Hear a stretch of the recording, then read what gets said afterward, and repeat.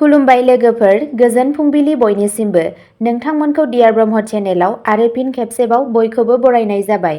आं दिनै नोंथांमोननि सिगाङाव आरोबाव माखासे गोदान खौरां लानानै फैबावलायबाय। आसा खालामो नोंथांमोनहा खौरांखौ खोनासंनानै मोजां मोनगोन। गिबि खौराङाव दङ प्रमद बर' आरो हाग्रामा महिलारीया सिडलीआव बिसायख'थि फोसावदिं रेलीआव सोदोबनि दावहा नांदों। सिडली बिधान सभा बियाबनि उफ्रा बिसायख'थिनि बिसायख'थि फोसावदिंनायाव बिटिसिनि गाहाय मावफुंगिरि सोद्रोमा प्रमद बर' आरो बिटिसिनि बारग' गाहाय मावफुंगिरि सोद्रोमा हाग्रामा महिलारीनि बाथ्राफोरनि दावहा जानायखौ नुनो मोन्दों। गुबैयै बिटिसिनि बारग' गाहाय मावफुंगिरि सोद्रोमा आरो बिपिएफ दोलोनि आफादगिरि हाग्रामा महिलारीया सानफ्रोमबो UPPL दोलो आरो दोलोनि आफादगिरि प्रमद बर'खौ बिबुंथि होनो मोनसेनि उनाव मोनसे होसिख्रावगासिनो दं। रिपर्टनि बायदियैब्ला हाग्रामा बिथाङा बुंदों दि प्रमद बर'नि बिटिसि खुंथायनि समा 8 एप्रिल 2025 मायथाइयाव जोबगोन आरो प्रमद बर'आ 9 एप्रिलाव फासि नांनानै गावखौ फोथैना लागोन। बेनि जाहोन हाग्रामा महिलारीया फोरमायो दि प्रमद बर'आ 2020 मायथाइयाव बिटिआर गोजोन गोरोबथाखौ फोजोबनायनि उनाव गुबुन सुबुं गौमायाव बुंदोंमोन दि जुदि सोरखारा बिटिआर गोजोन गोरोबथाखौ लाइजाम आरो गोसोजों मावफुङाब्ला प्रमद बर'आ दिसपुराव थांगोन आरो केबिनेट मन्थ्रिनि आखायाव फासि नांनानै गावखौ फासि नांगोन। जेरै प्रमद बर'आ बुंदोंमोन बिटिआर गोजोन गोरोबथायाव मख'नाय गोबां दफाफोरखौ दिनैसिम मावफुंनाय जायाखै। बै साननायनि सायाव सासे आइजोआ सोंथि खालामदोंमोन दि प्रमद बर'आ सिगां बुंनाय बाथ्राफोरखौ लाखिनो हागोन नामा होनना। सिडली बिधान सभा बियाबाव जों बिपिएफ दोलोआ रावजोंबो गोरोबथायाव गैया, जों हारसिङै थांनो थांगासिनो आरो जों जाय देरहागोन। बेनिखायनो सिडली बियाबनि उफ्रा बिसायख'थियाव UPPL दोलोआ बिजेपि आरो एजेपि दोलोजों गोरोबथायाव दं आरो बिपिएफ दोलो आरो हाग्रामा महिलारीखौ गिदों। खालि UPPL दोलोल' नङा, बिजेपि दोलोआबो गिदों। बेनिखायनो गिबि मन्थ्रि, मिरु मन्थ्रि आरो MLAफोरखौ लिंहरनाय जादों आरो सिडली बियाबाव बिजेपि दोलोनिफ्राय गिदिर रेली खालामनानै फोसावदिंनाय जादों। खुंथायाव थानाय गोरोबथानि खामानिया जेसेबांखि नाजाया मानो, बिपिएफनि बिजाथि सुध्द बसुमतारीया सिडली बियाबनि उफ्रा बिसायख'थियाव देरहागोन आरो जों दाबि खालामो दि जों 2025 मायथाइनि बिटिसि काउन्सिल बिसायख'थियाव देरहानानै सोरखार दागोन। गुबुन फारसेथिं प्रमद बर'आ 31 नं सिडली बियाबनि उफ्रा बिसायख'थियाव केबिनेट मन्थ्रि अशोक सिंहालखौ लानानै मोनद' बिसायख'थि रेलीआव दोलोनि बिजाथि निर्मल कुमार ब्रह्मनि जानानै फोसावदिंदोंमोन। सानजौफुआव सिडलीनि आलसिया बाजाराव मोनसे बिसायख'थि फोसावदिं मेलाव बर'आ बुङो दि हाग्रामा महिलारीनि अजद होनायफोरखौ गोसोआव गैया। पार्टीनि मोजांनि थाखाय आं माब्लाबा हायुंआरि मोजांनि थाखाय माखासे गोसोआरि बिबुंथि होयोमोन, नाथाय बुंदोंमोन दि आं गावखौ फोथैनाय बायदि रायज्लायनायखौ गोसोआव गैया। आं आबेगजों रायज्लायो, नाथाय आं ओरैबायदि आबेग गोनां नङा दि जेब्ला आं रायज्लायो अब्ला बिथाङा फिननाय होयो दि आं बेखौ बुंनो हाया। बिथाङा बेखौबो बुंदोंमोन दि हाग्रामा महिलारीनि बाथ्रायाव जेबो बेसेन गैया। हाग्रामाया सानसेयाव सानसे, बेलासियाव मोनसे बाथ्रा बुङो। हाग्रामा महिलारीया दा जेबो आयदा गैया, जेबो बिथांखि गैया, जायनि थाखाय हाग्रामा महिलारीया आंखौ गावनो नोजोर होनो आरो बिबुंथि होनो सम मोनो।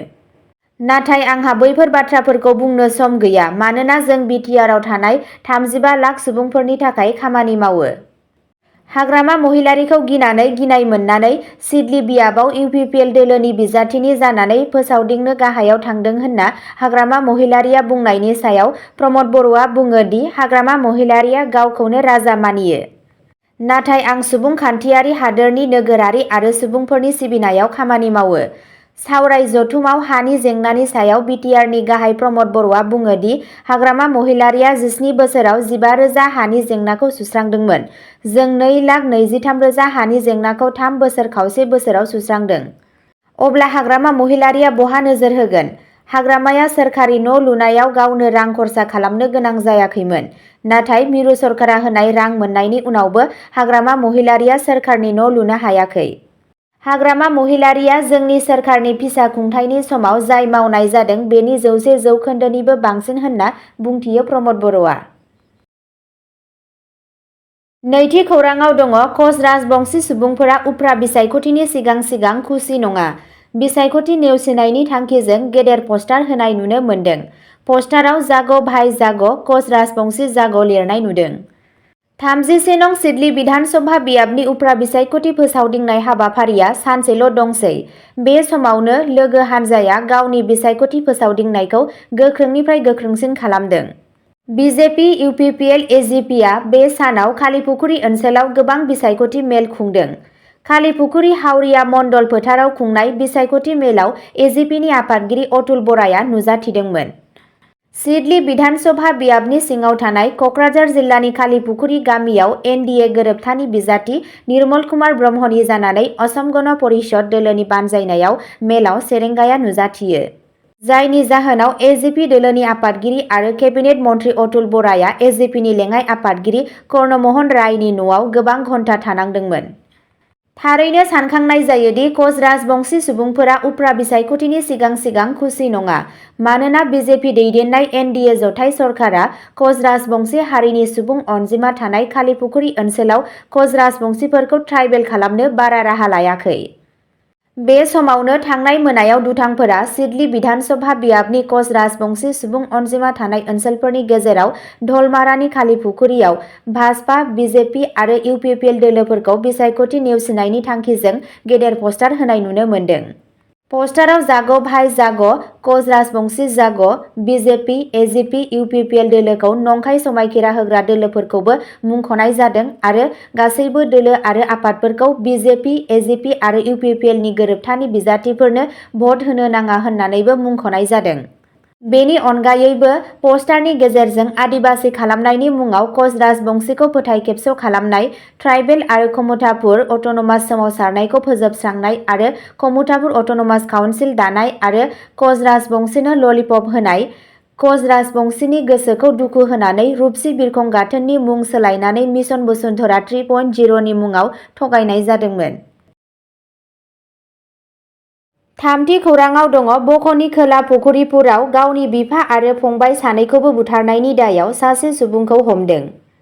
दायनिगिरि 32 बोसोर बैसोनि कार्तिक राजा राभाखौ गावनि बिफा आरो फंबायखौ खास्रि बिस्रियै बुथारनायनि दायाव खानाय जादों।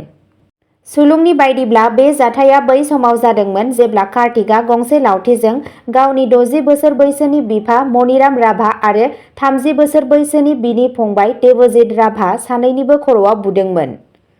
जायनि जाहोनाव बिसोर गाज्रियै जोखोम जायो। मनिरामआ गावनि जोखोमनि जिउ गोमायो। फारसेथिं देबजितखौ थाबैनो जायगानि देहा फाहामसालियाव लांनायनि उनाव थैबाय होनना फोसावो। सुलुंनि बायदिब्ला मनिरामआ आखाय होनो आरो गावनि फिसाज्लाखौ गावनि फंबायखौ गाग्लोबनायनिफ्राय रैखा खालामनो नाजादोंमोन। नाथाय दुखुनांथावै सानैबो जाहोन गैयै हिंसाजों फेजेनजायो। मिथिनो मोननाय बायदिब्ला कार्तिकआ गोबां बोसोरनिफ्राय गोसोआरि बेरामजों जुजिगासिनो दंमोन। बियो फुङाव गाग्लोबनायखौ खालामदों। बुथारनायनि उनाव बिथाङा बक' फारसे थांगासिनो दंमोन जेब्ला जायगानि पुलिसआ बिथांखौ हमदोंमोन। बिबानगिरिफोरा दा दुखुनांथाव जाथायनि सोरगिदिं थानाय थासारिखौ नायगासिनो दं। ब्रैथि खौराङाव दङ जरहाटआव बासआ साखा खबनै गारिजों मोगा-मोगि सौग्रावलायनायाव सासेनि जिउ खहा। 10 नबेम्बरनि फुङाव आसामनि जरहाटआव गंसे दावबायारि बासआ गंसे साखा खबनै गारिजों मोगा-मोगि सौग्रावलायदों, जेराव सासेनि जिउ खहा जादों आरो गोबां सुबुंफोरा जोखोम जायो। बे जाथाया रबिबारनि फुङाव जरहाटनि निर्मल सारियालियाव जादों, जेराव गंसे अमरनाथ बास आरो गंसे स्कुटारनि सौग्रावनायाव सासे आइजोनि जिउ खहा जायो, जाय भगदय दालांनिफ्राय जरहाट फारसे थांगासिनो दंमोन। बे समावनो जरहाटनिफ्राय शिबसागरसिम थांनाय लामायाव गंसे स्कुटारजों मोगा-मोगि सौग्रावलायो। जाथायनि समाव स्कुटाराव 3 आइजोफोर आरो सासे उन्दै गथ'सा दंमोन। दुखुनि बाथ्रा दि गलाघाटनि जुनु बेगम मुंनि सासे आइजोआ गोब्राब जखम जायो आरो जरहाट मेडिकेल कलेज आरो देहा फाहामसालि GMCHआव लांनाय समाव जिउ गोमायो। जुनुआ जरहाटनि कबरस्तान र'डआव भारायाव थायोमोन। जुनु बेगमनि उन्दै गथ'आ खर'आव गोब्राब दुखु मोनो। फारसेथिं जाब्रबथायाव गोग्लैनाय गुबुन 2 आइजोफोरा गोब्राब थासारियाव दं होनना खौराङाव मिथिनो मोननाय जादों। हरखाब फाहामथाय सिबिथाइफोरा गोख्रैनो गासैबो जोखोम जानाय सुबुंफोरखौ GMCHआव थिसनदोंमोन, जेराव बिसोरो गोनांथार जोथोन लागासिनो दं। बाथि खौराङाव दङ संग्रा गेस सिलिन्डारखौ लानानै नांज्लायनायनि उनाव बिसिखौ बुथारदों सासे सुबुङा। काछार जिल्लानि सिङाव थानाय आसामनि धलायाव संग्रा गेस सिलिन्डार बायनायखौ लानानै दुंहाव थासारि जानायनि उनाव सासे सुबुङा गावनि बिसिखौ बुथारो। दायनिगिरि इस्माइल हुसैना 9 नबेम्बराव भागा बाजाराव मोनसे दुंहाव बाथ्रा दान्थेलायनायनि उनाव गावनि बिसिखौ गाग्लोबदों, जेराव इस्माइल आरो बिथांनि बिसि सानैबो इटा भाटायाव हाजिरा मावग्रा महरै खामानि मावगासिनो दंमोन। जराया बावैसो सप्तायारि रां मोनदोंमोन आरो थैनाय आइजोआ गावनि फिसायखौ संग्रा गेस सिलिन्डार बायनो बोसोन होदोंमोन।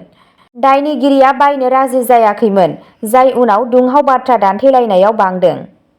नांज्लायनाया थाबैनो हिंसायारि जादोंमोन आरो इस्माइलआ रागा जोंनानै बिथांनि बिसिखौ इटानि मल्डजों बुदोंमोन।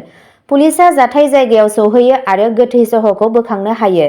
इस्माइल हुसैनखौ बुथारनायनि थाखाय खानाय जादों।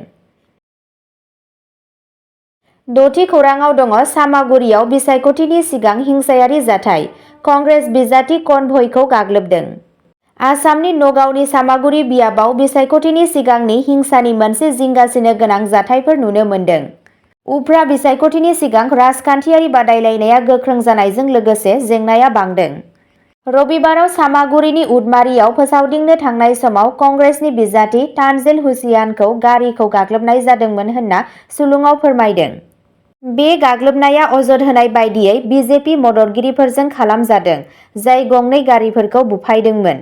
जाथायनि उनाव हुसैनआ हरखाबै सामागुरिनि पुलिस थानायाव जाथायनि बागै फोरमायो।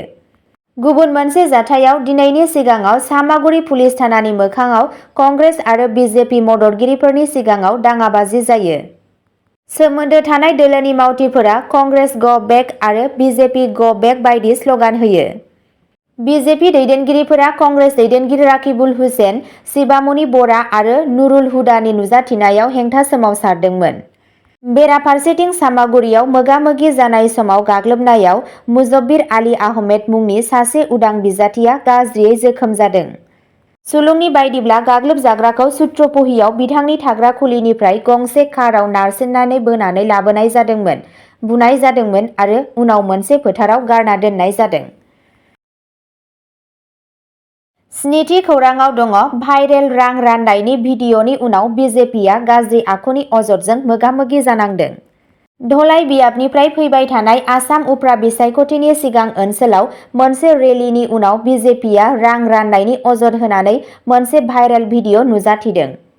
भिडिअ'आव बिजेपि रेली थावनियाव ज' जानाय सुबुंफोरनि गोलाव सारि नुनो मोननाय जादों। खौरां मोन्नाय बायदिब्ला निउ बाजारनि मोनसे जुलिनि हलाव खुंजानाय मन्त्रि जयन्त मल्ला बरुवानि बिसायख'थि मेलनि उनाव साफ्रोमनोबो 3,000 रां होदोंमोन। भाइरेल फुटेजआ दाबि खालामदोंमोन दि खुंथायाव थानाय दोलोआ बिसायख'थिनि फिथायखौ गोहोम खोख्लैनो थाखाय भट बायनायनि आदबजों नांथाबगासिनो दं।